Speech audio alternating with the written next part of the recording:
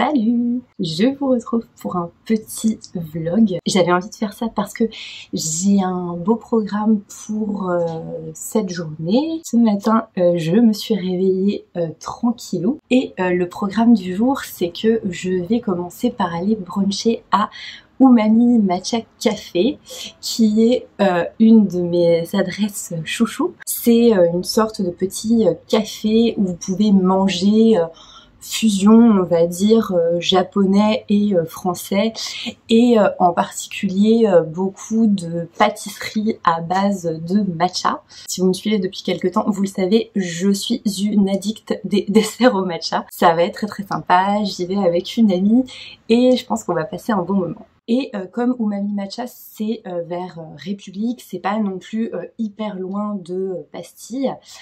Et à Bastille, il y a un magasin de livres d'occasion qui s'appelle Book Off, dont j'entends parler depuis quelques temps et auquel je ne suis jamais allée.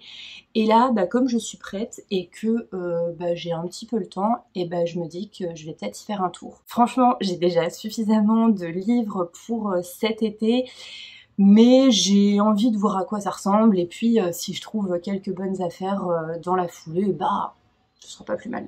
Après ça, on verra jusqu'à où ça m'amène dans l'après-midi, mais en fin d'après-midi, pour 17h30, 18h, j'ai rendez-vous avec une autre amie sur un rooftop vers Nation. Alors le truc qui me déprime, c'est que on est mi-juillet, et il n'y a pas une once de soleil depuis ce matin. Et là, j'espère vraiment que ça va s'éclaircir pour la fin de journée, histoire que voilà, on ait peut-être le chance de profiter d'un petit rayon de soleil quand on boira un verre. Je vais essayer de vous filmer des images de tout ça. Sinon, hier soir, j'ai fini ma lecture en cours. Et je peux vous dire que j'ai extrêmement hâte de vous en parler. C'est un énorme coup de cœur. C'est extrêmement rare les livres qui me font cet effet. Là, c'est le cœur qui parle. Alors il faut savoir que moi je pleure pas du tout facilement. Je crois pas d'ailleurs que j'ai déjà pleuré en lisant un livre. Mais là, ça fait partie des rares bouquins qui à la fin m'ont vraiment noué la gorge. J'ai senti que ça montait. C'est pas sorti parce que, comme je vous le dis, je pleure pas facilement, mais vraiment énorme émotion. C'est un des livres que j'avais prévu de lire en 2021. C'est un auteur que je pressentais comme étant fait pour moi. Enfin, je sentais que ça allait me plaire, et c'est le cas. Et je suis tellement contente en fait de me dire que qu'il a écrit d'autres choses et que je pourrais poursuivre. Il s'agit des Lions d'Alrasan de Guy Gabriel Kay. Voilà, le love est total. J'ai très hâte de vous en parler en vidéo et je vais vous laisser parce que je vais y aller, et aussi parce que Gérald est un petit peu beaucoup en train de faire la nouba. Je vous dis à plus tard.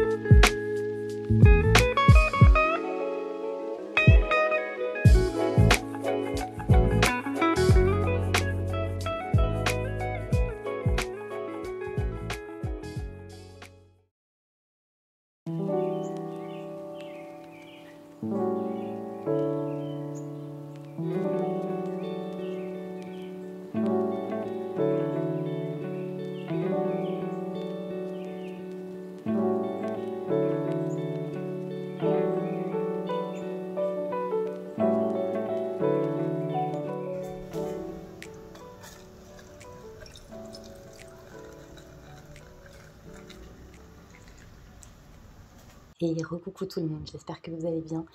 Ceci est une tête authentique après ma séance de sport de dimanche matin, voilà. Du coup, j'ai pas eu le temps de vous reparler hier soir parce que, voilà, finalement, la journée s'est enchaînée, j'ai brunché comme prévu chez Umami, c'était trop cool, je vous ai filmé quelques petites images, c'était comme d'habitude à la fois très beau et très bon. Et puis ensuite je me suis promenée, j'ai été boire un verre avec une copine sur le fameux rooftop comme prévu et c'était trop cool parce que on a eu du soleil, voilà, en fin de journée et ça faisait trop plaisir. Et là aujourd'hui il fait super beau donc je suis trop contente, ça fait vraiment du baume au cœur. Et je compte bien me promener cet après-midi et en profiter. Et il faut aussi que je vous reprenne plus tard dans la journée parce que du coup j'ai été chez Book Off comme prévu et j'ai fait quelques petites trouvailles. Et en plus de ça, alors que je marchais dans Paris dans la journée, je suis tombée sur une brocante et il n'y avait pas grand chose mais il y avait quand même quelques bouquins. Là je vais prendre ma douche parce que tout de même et je vous reprends après pour vous montrer tout ça. Donc voici le sac à butin avec ce petit tote bag de Sarah Scribbles que j'adore et qui est super adapté. Bon, même si là c'est juste des achats d'occasion, mais voilà, je vais vous montrer tout ça. Donc, je suis allée chez Book Off à Bastille comme prévu. Et écoutez, c'était très sympa. C'est assez grand en fait, donc il y a des livres, il y a des jeux vidéo, il y a des DVD. Il n'y a pas un rayon imaginaire immense, mais ceci dit, il a le mérite d'exister et d'être bien indiqué. Et puis sinon, en fait, après, vous avez pêle-mêle plein de bouquins et il faut fouiller. Et il y a quelques BD et quelques mangas aussi. Et d'ailleurs, j'ai trouvé une BD. Donc, en roman, ce que j'ai trouvé, le premier, j'étais super contente parce qu'en fait il s'agit d'un des livres que j'ai mis dans la liste des livres que je veux lire en 2021 et je me l'étais pas procuré jusqu'à maintenant et là je l'ai trouvé en occasion. Il s'agit donc de Provenance d'Anne Leckie au format poche, donc en plus ce sera bien pratique. Je sais que c'est de la science-fiction, du coup c'est clairement contemporain et que Anne Leckie elle a une démarche on va dire assez intéressante, assez innovante, notamment je crois sur la question du traitement du genre.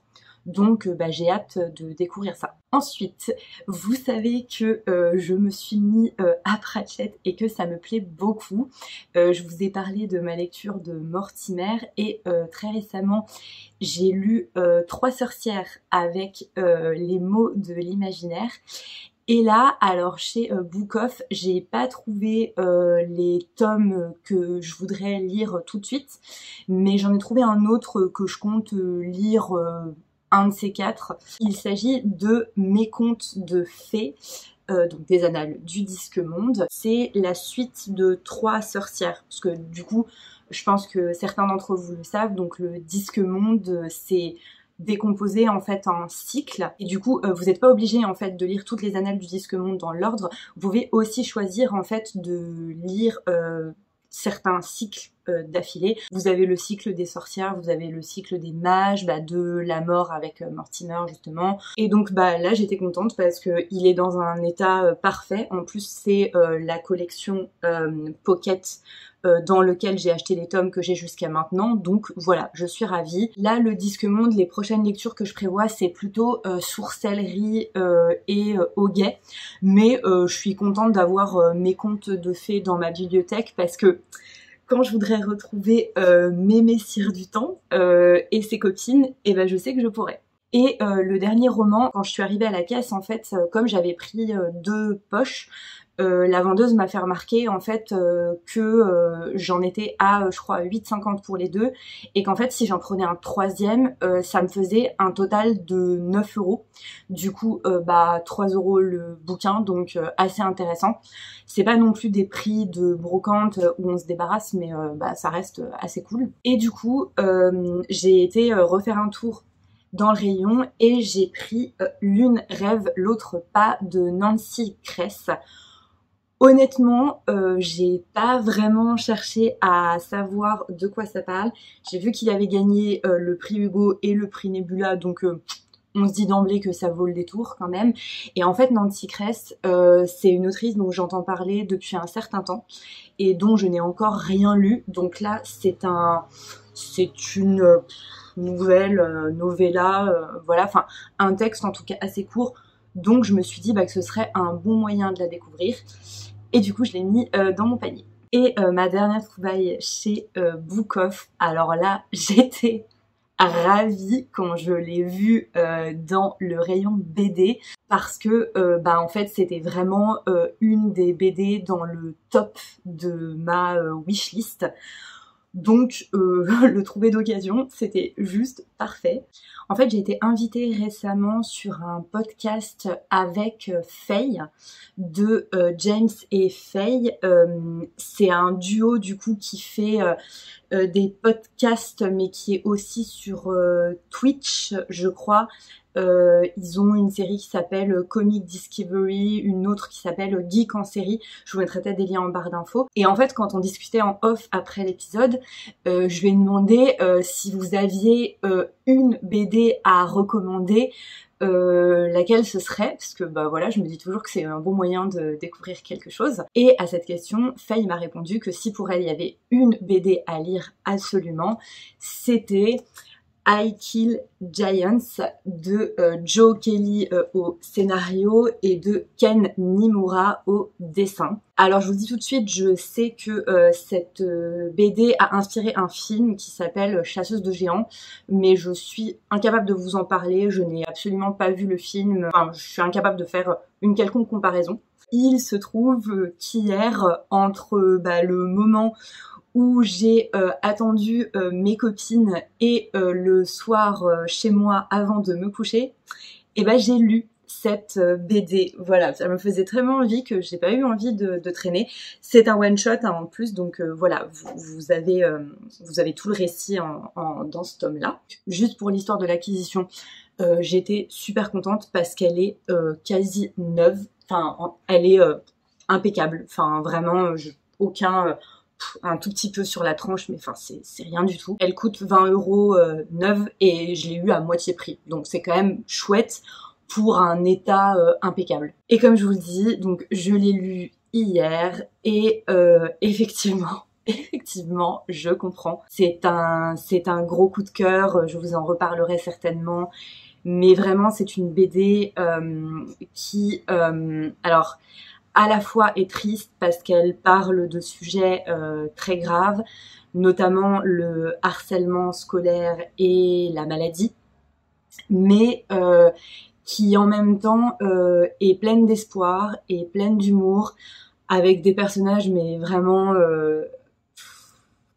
tellement attachants. Je pense que je serai amenée à vous en reparler, mais donc super acquisition et super lecture. Et comme je vous le disais, le bonus de cette journée, c'est que j'avais pas forcément prévu ça, mais en fait, en marchant dans Paris, je suis tombée sur une brocante, voilà, de quartier. Comme de toute façon, en fait, la brocante était, on va dire, le long de mon chemin. En passant, j'ai jeté un coup d'œil, quand il y avait des livres, j'ai fouillé un petit peu, et je suis tombée sur 2 bouquins plutôt fantastiques, des auteurs, on va dire, un peu classiques, moins des nouveautés. Alors, je vous préviens, les couvertures sont, je trouve, flippantes. Donc voilà, je vais essayer de pas trop, enfin j'aime pas trop, mais bon, c'est souvent ça avec les vieilles éditions de bouquins de SF, de fantasy, de fantastique, c'est vraiment pas toujours de très bon goût, mais bon, tant pis, hein. Ce qui m'intéresse avant tout c'est le contenu, donc je dis pas non à les avoir dans ma bibliothèque quand même. Donc j'ai trouvé Nuit d'été de Dan Simmons, et je cache le monsieur qui fait peur si jamais il met mal à l'aise des gens. Dan Simmons, en fait, il est connu pour s'aventurer dans pas mal de genres. Vous savez que j'ai adoré Hyperion de lui, et là c'est un récit plutôt fantastique. A priori on se rapproche un peu d'une ambiance à la Stephen King. J'avais entendu aussi que ça pouvait faire un peu penser à une ambiance Stranger Things, parce qu'apparemment c'est une aventure qui met en scène un groupe d'enfants ou de jeunes, je sais pas, pendant l'été qui vont devoir enquêter sur un mystère. J'en ai entendu du bien. En plus, le titre est plutôt adapté pour une potentielle lecture estivale, donc je l'ai pris. Et enfin, j'ai trouvé un vieux recueil de chez Pocket, Presse Pocket. Apparemment, c'est une collection qui s'appelle donc le livre d'or de la science-fiction, qui à chaque fois prend un auteur et fait une anthologie de quelques-uns de ses textes. Et il y en avait plusieurs. Celui que j'ai pris, c'est l'anthologie sur Richard Matheson. Bon, j'aime vraiment pas du tout cette couverture, hein, vous m'excusez, mais Richard Matheson, c'est l'auteur de Je suis une légende, et Richard Matheson, il a écrit plein d'autres choses, et notamment beaucoup de nouvelles, et là, apparemment, la personne qui a composé l'anthologie a rassemblé plusieurs de ses meilleurs textes courts, donc je l'ai pris parce que comme voilà, j'avais beaucoup aimé Je suis une légende, j'avais dans l'idée de relire du Richard Matheson dans un avenir plus ou moins proche, et là c'est l'occasion. Et du coup ces deux-là je les ai eus pour 3 € les deux. Voilà pour mes quelques trouvailles. Vous le savez, habituellement je fais pas de book haul sur la chaîne, mais quand je fais des trouvailles d'occasion, je trouve ça sympa parce que je trouve que voilà, c'est un moyen de suggérer que c'est aussi un moyen sympa en fait d'acheter des livres, et que c'est très cool de découvrir des nouveautés. Moi-même, j'aime beaucoup m'en offrir de temps en temps, mais il y a aussi en fait plein de bons trucs à piocher dans des vieux titres ou même des titres qui ont quelques années et que vous pouvez trouver comme ça pour des sommes, ma foi, tout à fait raisonnables. Sur ce, comme il fait très beau, je vais aller en profiter pour me promener. Je verrai si je vous filme quelques images, peut-être. Et après ça, je pense que mon chéri va pas tarder à rentrer. Et du coup, je pense que je vais en profiter pour passer un petit peu de temps avec lui sur cette fin de dimanche. Et si je vous reparle pas, du coup, je vous dis à bientôt dans une prochaine vidéo. Allez, salut!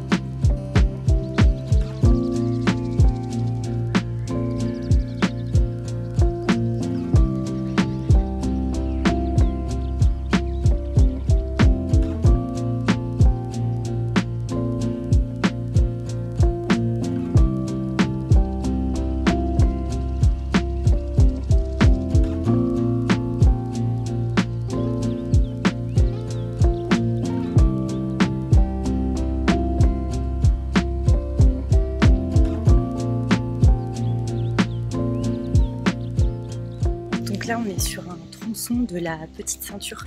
C'est une ancienne voie ferrée qui était utilisée avant à Paris et qui a été réhabilitée pour qu'on puisse se promener. C'est hyper calme et hyper isolé de la circulation, donc c'est super cool.